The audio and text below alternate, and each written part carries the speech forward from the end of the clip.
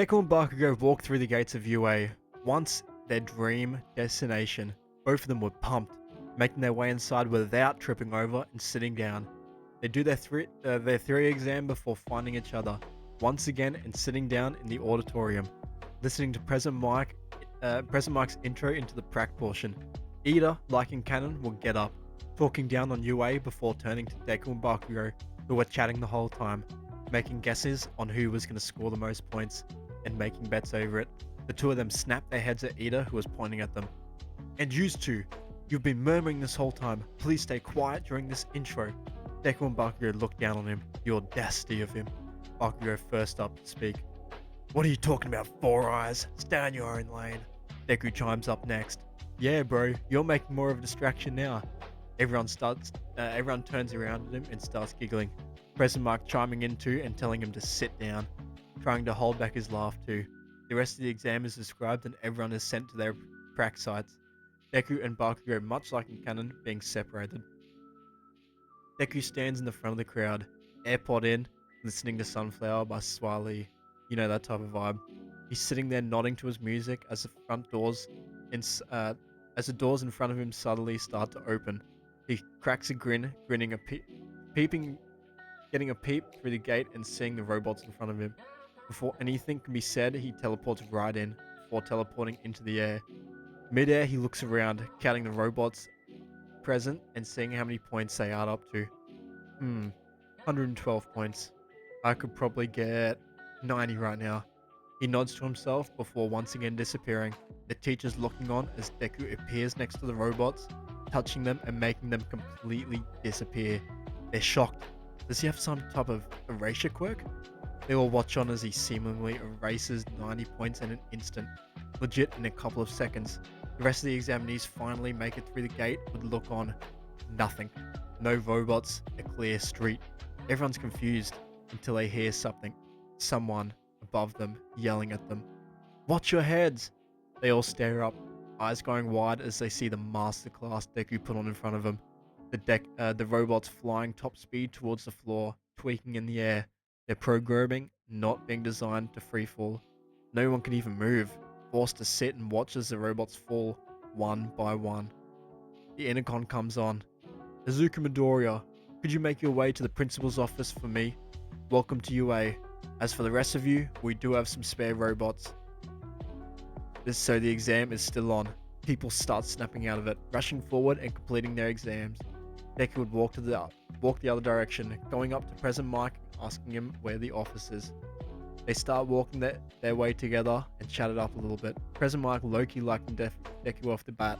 They make their way inside and meet Nezu and All Might sitting in their office. All Might? What are you doing here? Did you end up getting that sludge villain? All Might nods, telling him the story before they talk for real. Nezu first of all welcomes him to UA as the #1 point getter on the exam.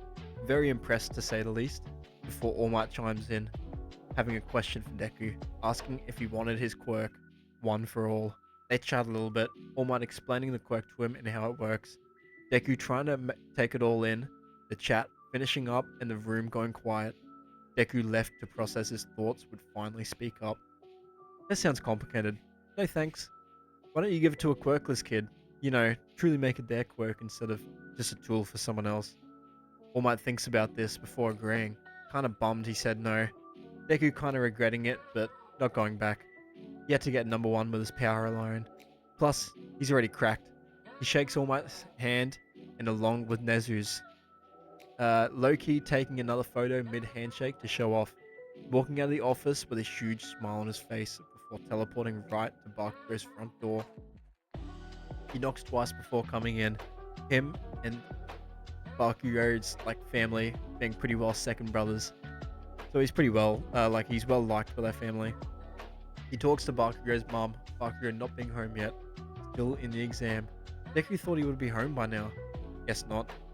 He asks her if he wants to come in. He asks her if she wants to come with him. He's going to get front row seats to see Bakugo's exam. She agrees and they teleport to the exam site. Deku teleporting around before finding a spot on top of the roof. Seeing Bakugo blow him, going ham on some robots.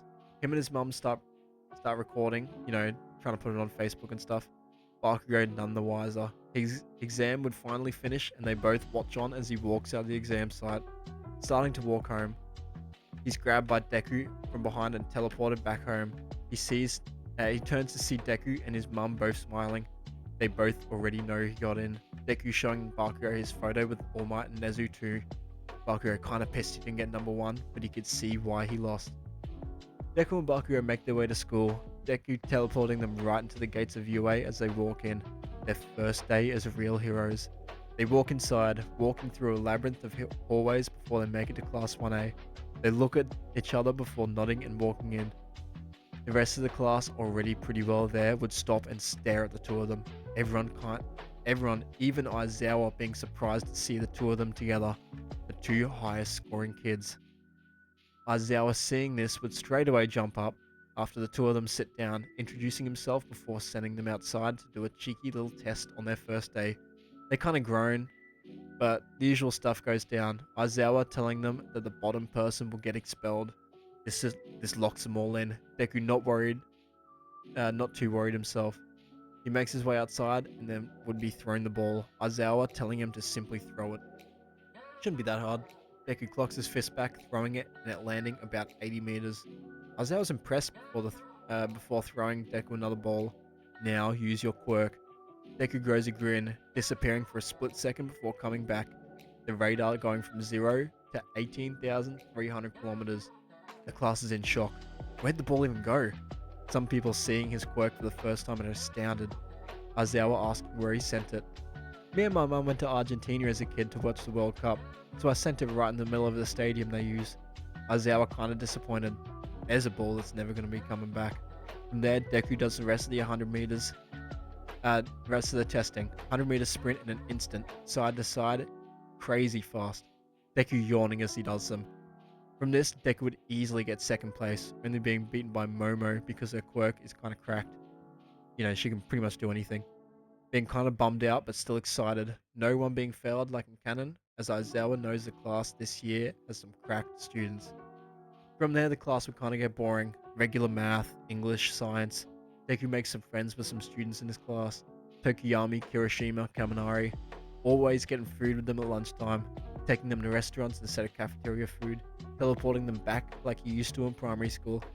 The group of them walking back into class and sitting down right as another person shows up. All Might. Everyone goes nuts. All Might's that teacher? He explains their exercise for today. Heroes versus villains. A capture mission. They're all hype, rushing down and meeting him at ground gamma. They stand as All Might reads the scenario of a little flip card before drawing lots and being paired up with heroes or villain team. Deku in this timeline being paired up with Mineta and Kirishima being paired with Mineta and versing Kirishima and Ida. Deku kinda excited before he sees his teammate. Legit a work. Deku kind of excited before he sees his teammate. Legit a walking burlap sack. But he knows he can make it work. They make their way into the front of the building, explaining their quirks to each other before walking in. They walk inside, Deku staying nonchalant as he walks to the first floor, telling Mineta to keep walking ahead and yell if he needs anything. Deku closes his eyes and will begin teleporting around the building of the first floor, checking around every corner before teleporting back to Mineta. First floor clear. They walk to the second, Deku doing the same before meeting Kirishima in a room to the left, not even being noticed. Deku decides to have some fun, kicking Kirishima over before teleporting back to Mineta, giggling a little before warning him about Kirishima. They stay quiet and make their way to the third and final floor. The two of them, the bottom two floors being clear. They end up walking to the third floor, completely slipping past Kirishima, walking normally until they come across the room. Ida doing his thing, doing some cringe shit. Mineta and Deku laughing a little, but trying to hold it back would be noticed by him. Walking into the building, Ida turns his engines on, rushing right at the pair of them before trying to take him as a surprise. Deku touches Mineta, pause, and teleports him behind Ida last second. Ida kicking the wall behind him as he winces in pain. Deku then teleports one of Mineta's balls off his head. Special attack, Mochi Ball. Deku teleports the ball under Ida's foot, sticking him to the wall permanently, as Deku and Mineta walk casually to the bomb and touch it. Hiroshima downstairs is confused what's going on. How the hell did they get past him? And what kicked me? They help Ida out and teleport Hiroshima before teleporting back to the main room with All Might. Everyone's surprised to see them before they all start talking about Deku's quirk. Mineta probably saying something like, "Didn't you notice mine too?" No one responding to this.